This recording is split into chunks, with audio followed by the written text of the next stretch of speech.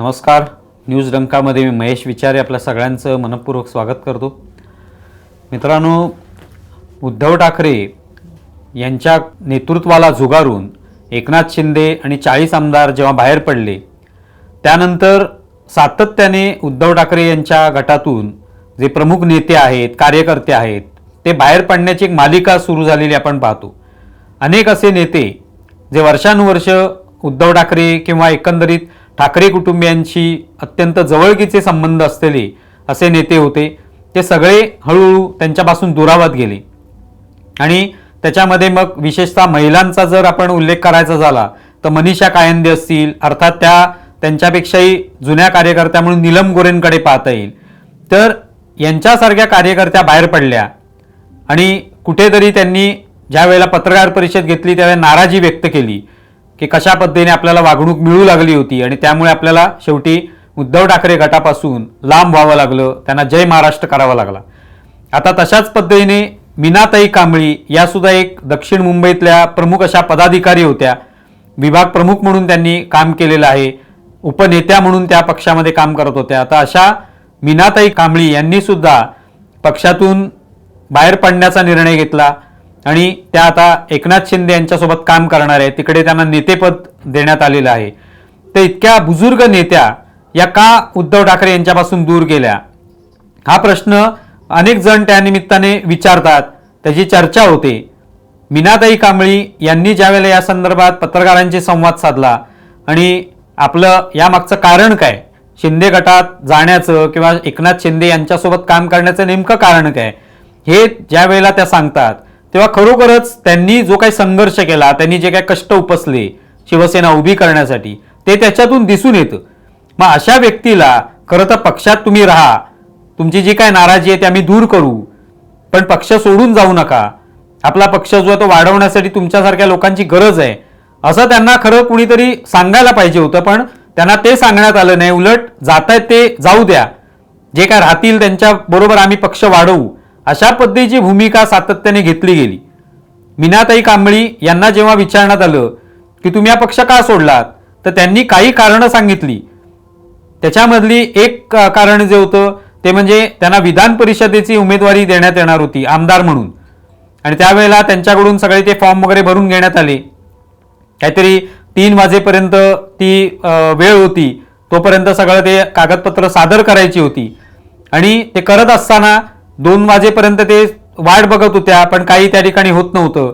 मग शेवटी शिवसेनेचे तत्कालीन नेते म्हणजे अर्थात ते अजूनही शिवसेनेमध्ये म्हणजे उद्धव ठाकरे यांच्यासोबत आहेत, पण तेव्हा ते सुभाष देसाई हे त्यांना भेटले आणि त्यांना म्हणाले की काहीतरी अडचणी आहेत तुमच्या कागदपत्रांच्या संदर्भात आणि त्यामुळे तुम्हाला ते पुढे ही प्रक्रिया जी ती राबवता येणार नाही आपल्याला, म्हणजे थोडक्यात तुम्हाला आमदारकी जी आहे ती मिळू शकणार नाही, असंच त्यांना सांगायचं होतं. अर्थात त्यामुळे त्या थोड्या नाराज झाल्या, पण पुन्हा एकदा जोमाने त्या कामाला लागल्या, कारण शेवटी त्यांचा पिंड कार्यकर्त्याचा आहे असं त्यांनी वारंवार सांगितलं या मुलाखतीमध्ये की आपण कार्यकर्ता आहोत, त्यामुळे आपण किती काही अशा घटना घडल्या आपल्या संदर्भात, आपल्या अन्याय झाला असं वाटलं असलं तरी एक कार्यकर्ता म्हणून आपल्याला काम करत राहणं आवश्यक आहे, म्हणून त्या काम करत राहिल्या. म्हणजे त्यांची ती संधी हिरावली गेली. पण त्याबद्दल त्या म्हणतात की मला त्यावेळेला आमदारकी मिळाली नाही, पण नंतर जेव्हा पाहण्यात आलं तेव्हा अशा अनेक लोकांना आमदारकी दिली गेली, खासदारकी दिली गेली, ज्यांचा पक्षाशी संबंध नव्हता, जे पक्षामध्ये कुठून तरी बाहेरून आले आणि त्यांना संधी दिली गेली. त्यामुळे आपल्याला कुठेतरी जास्त दुःख झालं, कारण आपला संबंध ठाकरे कुटुंबियांची अगदी घरोब्याचा होता. बाहेरून आलेल्या सगळ्यांना तुम्ही विधान परिषदा दिल्यात, राज्यसभा दिली, तुम्हाला कधीही माझा विचार आला नाही काय? माझे तुमच्याशी कौटुंबिक संबंध, घरचे संबंध, कुठलीही गोष्ट असली की रश्मी वहिनी सांगायची आज आपल्याला हे करायचंय, आज आपल्याला ते करायचं. हो वहिनी, एकदा तुम्ही सांगितलं ना, आता मी सगळं बरोबर करते. आणि ते सगळं मी करायचे, सगळ्या महिलांच्या शिफारशी करायचे, साहेबांनी विश्वासाने मी केलेल्या शिफारशींना मान्यता द्यायची. मग हे सगळं असताना माझ्या बाबतीत माझ्यावर हा अन्याय का झाला? बाळासाहेब ठाकरे, मीनाताई ठाकरे या असताना त्यावेळेला त्यांच्याशी अगदी घरोब्याचे संबंध होते आणि त्याविषयीचा एक किस्सा त्यांनी त्याच्यात सांगितला आपल्या या मुलाखतीमध्ये पत्रकारांचे संवाद साधताना. त्या म्हणाल्या की ज्या वेळेला मीनाताई ठाकरे होत्या हयात असताना आपण त्यावेळेला दक्षिण मुंबईत काम करायला लागलो होतो नुकतेच, जवळपास 40-45 वर्ष त्यांना झालेली आहेत शिवसेनेमध्ये काम करून. तर त्यावेळेला नुकतंच आपण शिवसेनेमध्ये काम करायला सुरुवात केली होती आणि तेव्हा आपण वेगवेगळ्या शाखा, ज्या 27 एक शाखा होत्या मुंबईमध्ये, दक्षिण मुंबईत, तर त्या शाखांमधल्या काही चांगल्या महिला कार्यकर्त्यांना गोळा केलं. त्यांची नावं आपण बाळासाहेब ठाकरेंना दिली की त्या शाखेतल्या शाखा प्रमुख होऊ शकतात, महिला शाखा प्रमुख होऊ शकतात, अशी आपण त्यांची शिफारस केली होती. आणि त्यामुळे बाळासाहेब ठाकरे खुश झाले होते. आपल्याला त्यावेळेला विभाग प्रमुख पद देण्यात आलं होतं. नंतर मग ते पद मिळाल्यानंतर आपण आणखी जोमाने कामाला लागलो. आणि त्यावेळेला उमरखाडीमध्ये जे बाल सुधार गृह आहे, तिकडे जी मुलं असतात, जी बंदिवासामध्ये असतात, काहीतरी छोटे छोटे गुन्हे करतात आणि त्यामुळे तिथे त्यांना ठेवण्यात आलेलं असतं, तर अशा मुलांना सणावाराला काहीतरी एखादं वस्तू द्यावी, गोडधोड द्यावं, या उद्देशाने मीनाताई कांबळी ज्या आहेत त्या काम करत असत. त्यामुळे त्यांनी त्यावेळेला मीनाताई ठाकरेंना आमंत्रित केलं की तुम्ही आमच्यासोबत या उमरखाडीमधलं जे बाल सुधार गृह आहे त्या ठिकाणी या, त्या मुलांना तुमच्या हस्ते आम्हाला भेटवस्तू द्यायच्यात आणि त्यांच्या चेहऱ्यावरही एक प्रकारचा आनंद आम्हाला पाहायचा आहे. त्या मीनाताई ठाकरे या तयार झाल्या, त्या सोबत आल्या आणि त्यावेळेला त्या सोबत आल्यानंतर त्यांच्या जेव्हा ते गाडीतून तिथे गेल्या त्यावेळेला सोबत सगळे शिवसैनिक सुद्धा होते. शिवसैनिक हे स्कूटरवरनं, कोणी बाईकवरनं त्या गाडीच्या सोबत जात होते.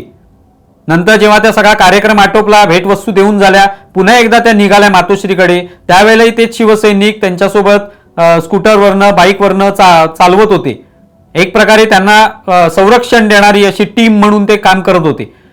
पाऊसही पडत होता त्यावेळेला, त्यामुळे सगळे शिवसैनिक हे भिजत असतानाही ते मीनाताई ठाकरे यांच्या गाडीसोबत, गाडीचा त्यांच्या स्वतःच्या बाईक चालवत हे मातोश्रीपर्यंत गेले. पण तिथे गेल्यानंतर मीनाताई ठाकरे यांनी मीनाताई कांबळे यांना सांगितलं की हे सगळे जे शिवसैनिक आहेत त्यांना थांबायला सांगा, त्यांना जायला सांगू नका, मी त्यांना आल्याचा चहा करून देते. ही त्यावेळची त्यांची भावना होती मीनाताई ठाकरेंची.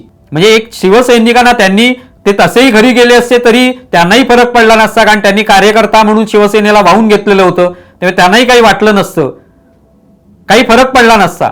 पण मीनाताई ठाकरेंनी एक आवर्जून लक्षात ठेवलं की आपल्यासाठी एवढे पावसामध्ये भिजत ते सगळे कार्यकर्ते आले, तर त्यांना चहा तरी द्यावा.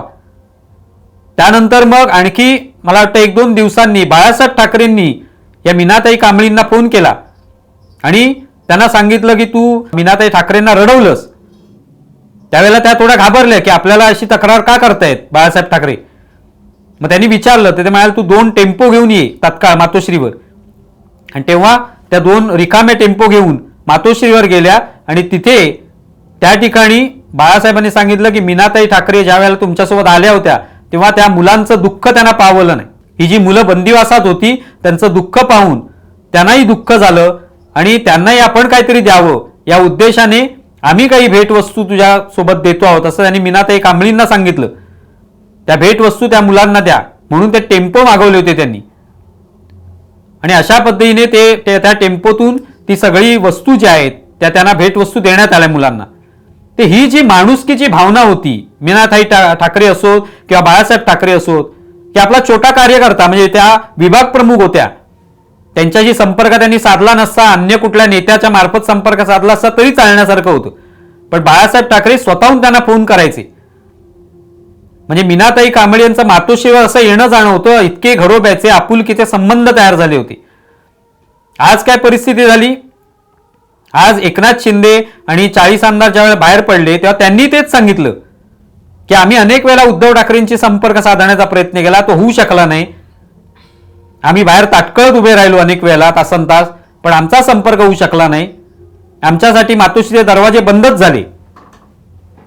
मी ज्या वेळेला मीनाताई ठाकरेंनी या सगळ्या छोट्या छोट्या शिवसैनिकांसाठी मातोश्रीचे दरवाजे उघडले, त्यांना चहा पाजला, त्यांनी जे काय आपल्यासाठी एवढं करून दाखवलं, पावसात भिजत ते आपल्यासोबत आले, त्यासाठी कुठेतरी एक प्रकारे परतफेड म्हणून त्यांनी तो चहा तरी दिला त्यांना.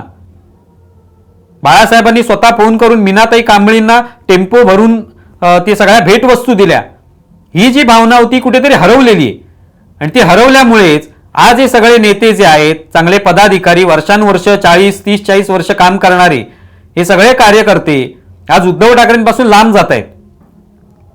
एकेकाळी ते दरवाजे असे सताड उघडे होते जिथे छोटे शिवसैनिक पदाधिकारी सहज जात होते, बाळासाहेबांची बोलत होते, बाळासाहेब त्यांच्याशी बोलत होते, फोन करत होते, ते मात्र दरवाजे आज बंद झालेले आहेत हेच त्याच्यावरनं दिसून येतं.